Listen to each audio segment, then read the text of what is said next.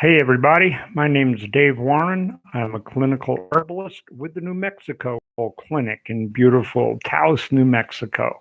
It's a Friday here at the clinic, so a little slow, and I thought I'd do a quick video on one of my favorite herbs, catnip. So catnip is pretty much worldwide. You can find catnip almost anywhere you live. It's an ornamental plant that bears a white, pink, or pale purple blossom, and it came from the mint family. It blooms at the tail end of spring until autumn. So if you see those purple flowers around and they have a mint like leaf, it's probably catnip. It's an aromatic herb and is notorious for attracting lacewing bees, butterflies, and of course, cats. Exposure to the substances in catnip can cause behavioral changes in some species of cats. And we've seen that if you have a cat and you play with catnip with it. It actually stimulates the senses, resulting in relaxation and extreme playfulness.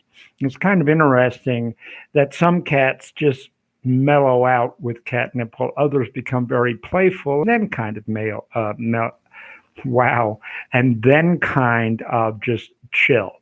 Uh, it has a similar effect on humans as far as the mellowing out goes, although it doesn't make humans playful. In fact, you shouldn't take this herb if you're going to be driving because it's a very relaxing herb.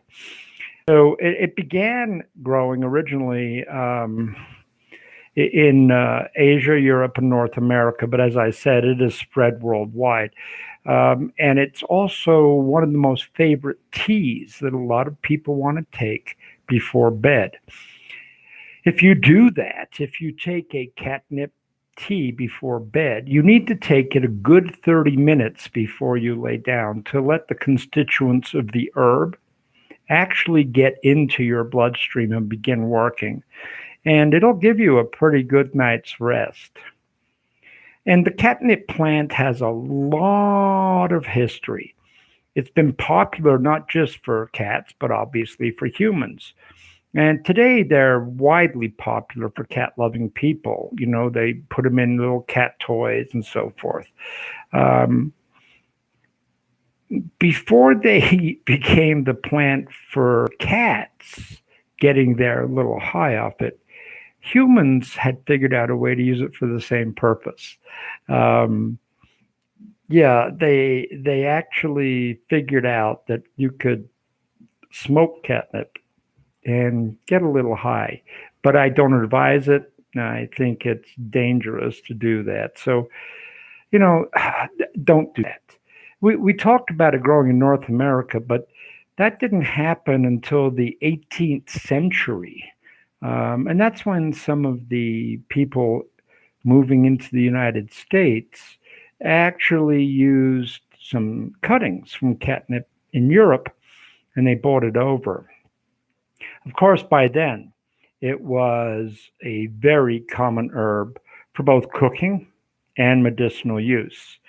They were the leaves were given to sick people to induce perspiration, but without increasing their body heat. So they could sweat without raising their internal temperature. Um, Native American women uh, also used it for menstrual pain relief. And it also became an effective sedative plant for children, letting them calm down. We think, and there's really no hard evidence to verify this, but we think the ancient Egyptians were the first to use catnip on cats. Um, and that's that's a likely scenario based on the fact that we know the ancient Egyptians absolutely worshipped their cats. They were a big part of most Egyptian families. And so, what can we use catnip for today?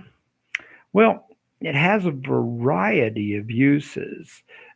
most commonly in tea form. Um, when it comes to humans, the effects vary slightly, and it may work on some people and not on others. Although I will say that we have found that the vast majority of people who try catnip tea that we create here at the New Mexico Herbal Clinic do tend to get a good night's rest. But keep in mind, it doesn't work for everyone. It has several medical uses, as I've said. Uh, Gastrointestinal problems, like diarrhea or stomach ache, can help uh, with some catnip tea. Respiratory ailments like a cough, bronchitis, and even asthma. It also has an antispasmodic property, and that helps relieve muscle cramps. And as we said, menstrual issues. A lot of women have cramping during their cycle, and catnip tea can help calm that cramping down.